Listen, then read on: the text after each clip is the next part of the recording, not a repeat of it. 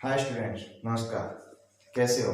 I hope अच्छे ही होंगे। जैसा कि आप देख रहे हैं, आप अपना ही यूट्यूब चैनल अभिषेक सारंग देख रहे हैं। आपको पता है कि हमने 12th मैथमेटिक्स का सिलेबस स्टार्ट कर रखा है और अपना चैप्टर मैट्रिक्स स्टार्ट था, जैसा कि आपने पिछले वीडियो में देखा था। तो आज अपन बात करने वाले हैं प्रॉपर्टीज ऑफ मैट्रिक्स, यानी अवयव की जो कुछ गुणधर्म है उनके बारे में चर्चा करने वाले हैं। लेकिन उससे पहले मैं आपको एक चीज बता दूं कि पिछला अपन ने मैट्रिक्स के बारे में जाना था, डेफिनेशन वगैरह, उसका क्रम वगैरह, उसके अवयव वगैरह। उसके साथ साथ में अपने टाइप्स ऑफ मैट्रिक्स पढ़े थे, जिसमें उसके करीबन 8-10 टाइप्स थे। तो लास्ट का जो एक टाइप था त्रिभुजाकार मैट्रिक्स का, वो कुछ टेक्निकल इश्यू के चलते कट हो गया था, उसमें रिकॉर्ड हो नहीं पाया था। तो उससे पहले अपन प्रॉपर्टीज ऑफ मैट्रिक्स से पहले थोड़ा सा अपन वो एक टाइप बचा हुआ है उसको थोड़ा सा क्लियर कर लेते हैं। देखिए, वो लास्ट टाइप था आपका त्रिभुजाकार मैट्रिक्स। क्या था? त्रिभुजाकार मैट्रिक्स। ये जो आपके त्रिभुजाकार मैट्रिक्स जो होती है, ये 2 टाइप्स की होती है। कितने टाइप्स की होती है? 2 टाइप्स की। एक होती है ऊपरी त्रिभुजाकार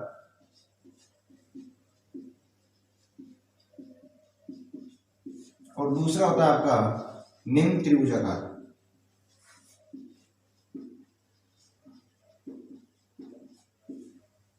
ये जो आपकी त्रिभुजाकार मैट्रिक्स होती है 2 टाइप्स की होती है, ऊपरी त्रिभुजाकार मैट्रिक्स और निम्न त्रिभुजाकार मैट्रिक्स। ठीक है। ऊपरी त्रिभुजाकार मैट्रिक्स कौन सी होती है? एक ऐसी मैट्रिक्स, यानी एक ऐसा अवयव जिसमें मुख्य विकिरण के नीचे के सभी अवयव क्या हो? शून्य हो। जैसे कि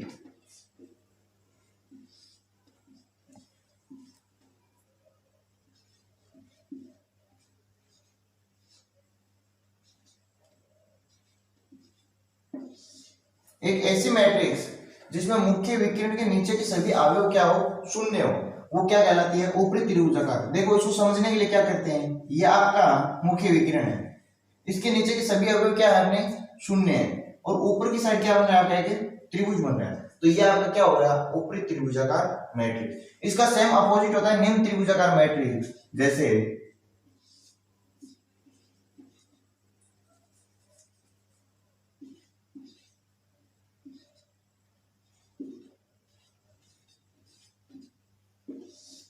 ये हो गया एक ऐसी मैट्रिक्स जिसमें मुख्य विकिरण के ऊपर के सभी अवयव क्या हो? शून्य हो। तो इसमें क्या हो रहा है? ये आपका मुख्य विकिरण है, ऊपर के सभी अवयव शून्य है, तो इसमें एक नीचे की साइड क्या बन रहा है? त्रिभुज। ये हो गई आपकी निम्न त्रिभुजाकार मैट्रिक्स। यानी ऊपरी त्रिभुजाकार मैट्रिक्स और निम्न त्रिभुजाकार मैट्रिक्स, इन दोनों का अपन थोड़ा सा एक गणितीय रूप देख लेते हैं। क्या देख लें? गणितीय रूप। दोनों का चेक करेंगे कि अगर गणितीय रूप में इनको डिफाइन करना हो तो अपन कैसे करेंगे। जैसे इसको क्या लिखेंगे? ए बराबर ए आई जे एन क्रॉस एन, क्योंकि ये क्या है? एक वर्ग अवयव, जितने इसमें पंक्ति हैं उतने क्या इसमें स्तंभ। इधर भी क्या आ जाएगा? ए बराबर ए आई जे एन क्रॉस एन। ठीक है। अब एक चीज ध्यान रखना, इधर भी अपन लिखेंगे कि ए आई जे इज इक्वल टू 0, और इधर भी क्या लिखेंगे? ए आई जे इज इक्वल टू 0। बट एक डिफरेंस क्या रहता है? देखो, इधर भी ए आई जे इक्वल टू 0, इधर भी ए आई जे इक्वल टू 0, लेकिन ये ऊपरी त्रिभुजाकार है, ये निम्न त्रिभुजाकार है। इसमें ए आई जे 0 कब होता है? जब आई ग्रेटर देन जे हो। क्या हो? आई ग्रेटर देन जे हो। जबकि निम्न त्रिभुजाकार में ए आई जे 0 कब होता है? जब आई लेस देन जे हो। क्या हो? आई लेस देन जे हो। इन चीजों का आपको ध्यान रखना है। ये आपका क्या है? गणितीय रूप। ये टाइप्स ऑफ मैट्रिक्स का ही पार्ट है जो आपका पिछले वीडियो के अंदर थोड़ा सा रह गया था। उसके बाद आज अपन चर्चा करने वाले हैं प्रॉपर्टीज ऑफ मैट्रिक्स, कि मैट्रिक्स के गुणधर्म क्या होते हैं।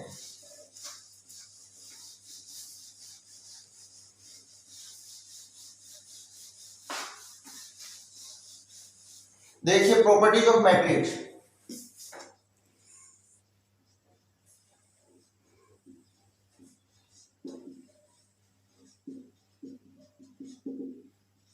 कि आपका जो मैट्रिक्स है, जो आपका अवयव है, उसके गुणधर्म क्या क्या है। सबसे पहला अपन देखते हैं परिवर्त अवयव। क्या देखते हैं? परिवर्त अवयव।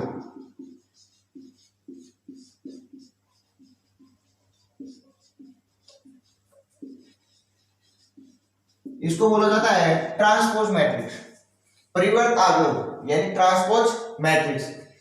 एक ऐसी मैट्रिक्स, एक ऐसा अवयव जिसमें उसके सभी पंक्तियों को स्तंभों में और स्तंभों को पंक्तियों में कन्वर्ट कर दिया जाए, यानी उस अवयव की जितनी भी पंक्तियां हैं उनको हम स्तंभ बना दें और जितने भी स्तंभ है उनको हम क्या बना दें, पंक्ति बना दें, तो वो अवयव क्या कहलाता है, पहले वाले अवयव का परिवर्त अवयव कहलाता है। जैसे कि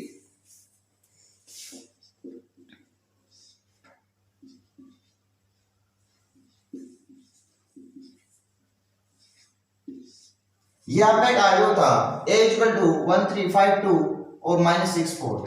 ये क्या है, 3 इंटू 2 का क्या है, एक अवयव है। इसका अपन को ट्रांसपोज निकालना है। क्या निकालना है, ट्रांसपोज निकालना है।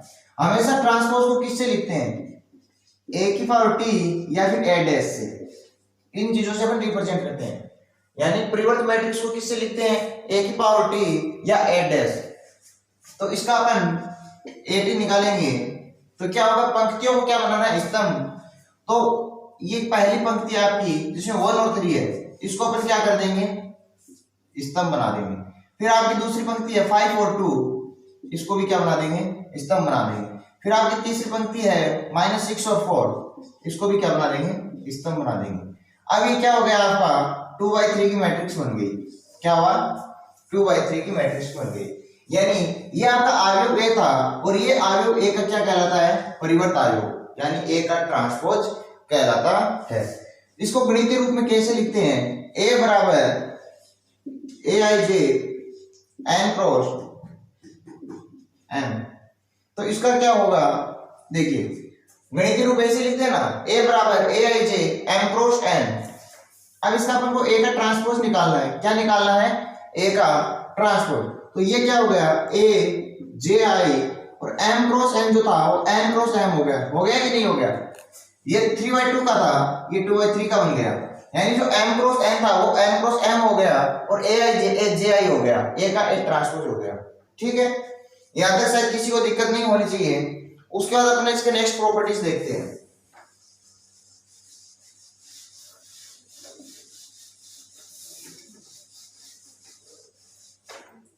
फिर बात करते हैं इसकी सेकंड प्रॉपर्टी की। जो सेकंड प्रॉपर्टी है उसको अपन कहते हैं सममित अवयव।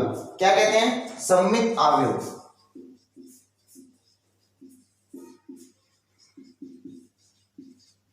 सममित अवयव क्या होता है, एक ऐसा अवयव या एक ऐसा वर्ग अवयव a जिसका क्या हो, a की पावर जो अपन t निकालते हैं वो इक्वल हो।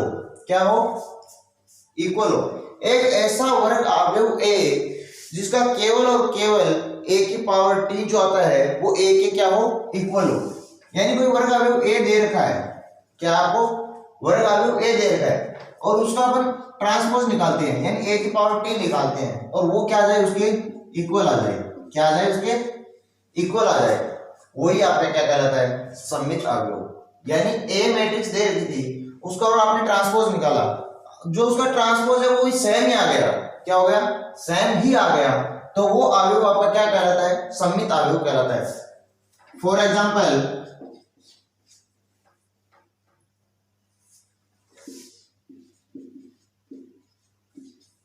यहाँ पे एक मैट्रिक्स था A इक्वल टू 2 -3 -3 और 4। इसका अपन को क्या निकालना है, A ट्रांसपोज। तो ये आपकी जो पंक्ति है इसको अपन स्तंभ बना देंगे 2 -3। ये पंक्ति इसको भी स्तंभ बनाएंगे -3 और 4। अब देखिए 2 -3 2 -3 -3 और -3 और 4 -3 और 4। तो ये क्या आ गया, इक्वल टू A भी लिख सकते हैं। यानी A का ट्रांसपोज था वो A के क्या आया, इक्वल आया। आया कि नहीं आया, जो A का ट्रांसपोज है वो किसके इक्वल आया, A के इक्वल। और जब A का ट्रांसपोज A के इक्वल आता है तो वो अवयव क्या कहलाता है, आपका सममित अवयव कहलाता है। ठीक है, यहां तक किसी को कोई दिक्कत है। एक दूसरी चीज, जो ये आपका सममित अवयव होता है, इसके जो सभी अवयव होते हैं वो जो मुख्य विकिरण होता है उसके सापेक्ष समान दूरी पर होते हैं। कैसे होते हैं, समान दूरी पर। याद रखना, ये आप एक बीच में छोटा सा कंसेप्ट है कि सममित अवयव के अंदर जितने भी सारे आपके अवयव हैं वो मुख्य विकिरण से क्या होते हैं, समान दूरी पर होते हैं। अर्थात इसको हम ये लिख सकते हैं aij equal to aji, aij equal to aji। ठीक है, आगे चलते हैं।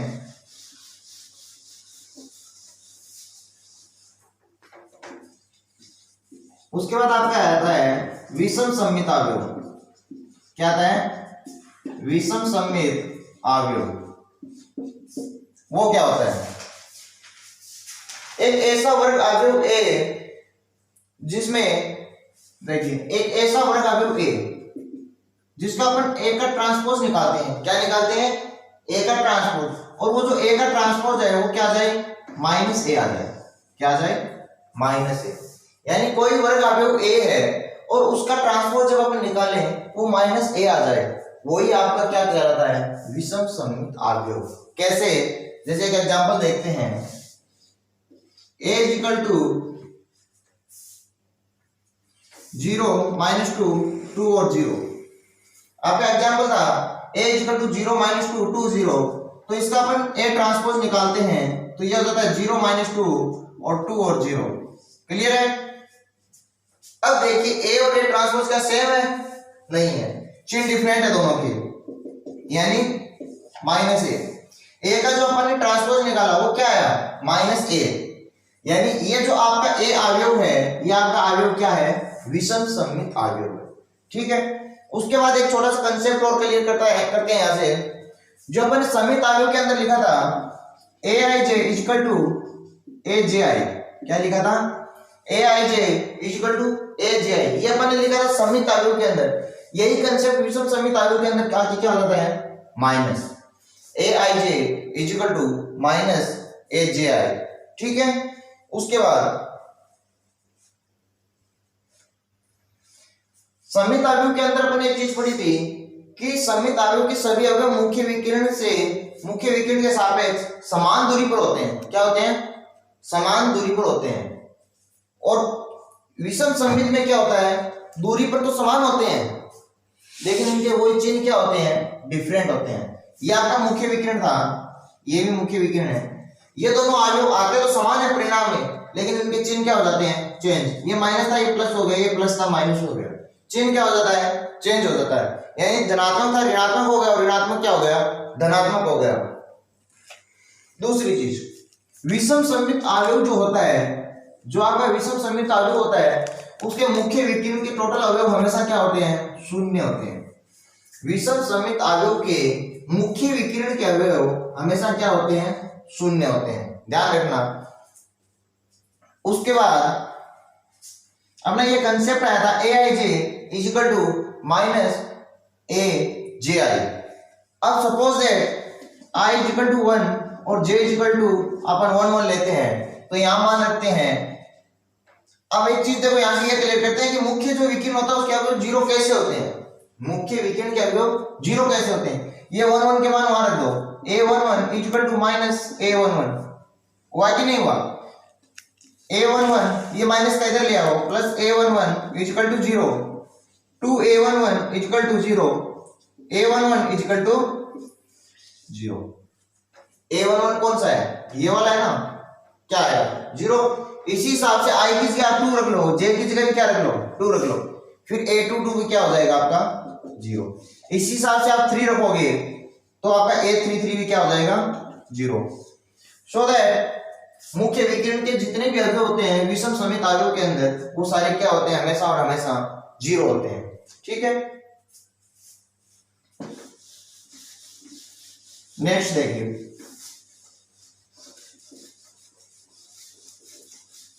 उसके बाद अपन देखते हैं कि यदि कोई दो अवयव a और b, आपके कोई दो अवयव हैं,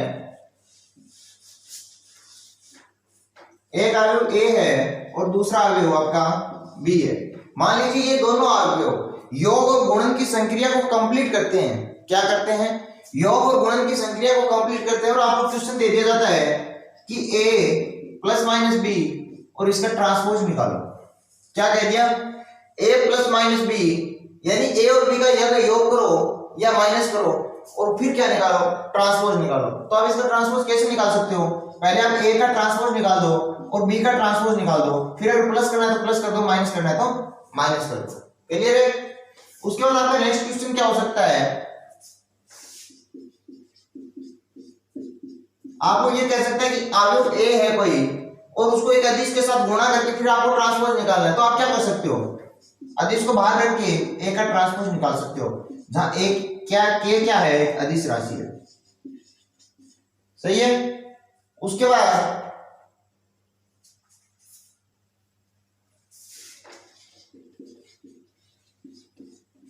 ए और बी का गुणन, उसका क्या निकालना है आपको, ट्रांसपोज निकालना है। ए और बी का गुणन, उसका ट्रांसपोज, तो अपन ये कह सकते हैं बी का ट्रांसपोज ए का ट्रांसपोज, यानी दोनों का पहले अलग अलग ट्रांसपोज निकाल लिया और फिर मल्टीप्लाई कर सकते हैं। ठीक है, दोनों का हमेशा इक्वल आएगा।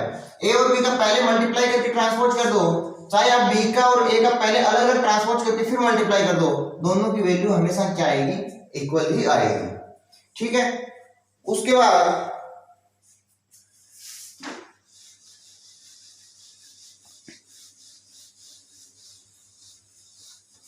एक अवयव लेते हैं अपन ए। ए क्या है, कोई एक वर्ग अवयव है। ए क्या है, कोई एक वर्ग अवयव है। तो इस केस में अपन अगर a प्लस एटी निकालते हैं, a प्लस एटी यानी a प्लस एटी, ए अवयव का प्लस उसका ट्रांसपोज निकाला और दोनों का क्या कर दिया, योग कर दिया, तो इस केस में इसको क्या कहेंगे, सममित अवयव। क्या होता है ये, एक सममित अवयव। ठीक है। उसके बाद अगर इन दोनों का हम माइनस करते हैं, क्या करते हैं, माइनस, ए अवयव है और उसका ट्रांसपोज निकाला और माइनस कर दिया, तो ये आपका क्या प्राप्त होता है कि विषम सममित अवयव। क्या होता है, विषम सममित अवयव। उसके बाद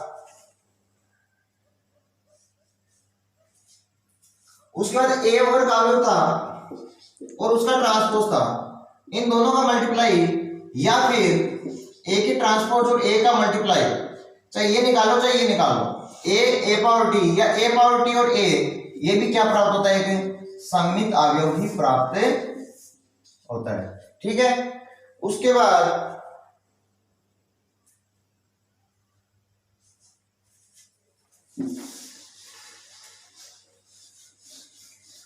आपको बोल दिया जाए कि ए कोई एक वर्ग अवयव है और उस वर्ग अवयव को सममित और विषम सममित अवयव के एक अद्वितीय प्रकार के रूप में लिखना है, तो उसको अपन इस प्रकार से लिख सकते हैं, a equal to half a plus A T plus half a minus A T. ये वर्ग अवयव का एक अद्वितीय प्रकार से हल होता है, half a plus A T plus half a minus eighty, जहां a प्लस एटी आपका क्या होता है, सममित अवयव।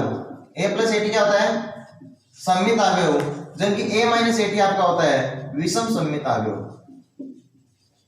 ठीक है। उसके बाद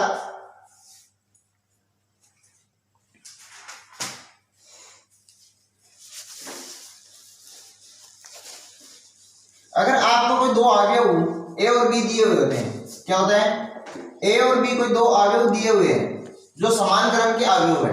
क्या है, समान क्रम के अवयव है, यानी ये भी 2/3 का है, ये भी 2/3 का है। अब ये दोनों अवयव समान कब कहलाएंगे, जब इनके संगत अवयव भी क्या हो, समान हो। जैसे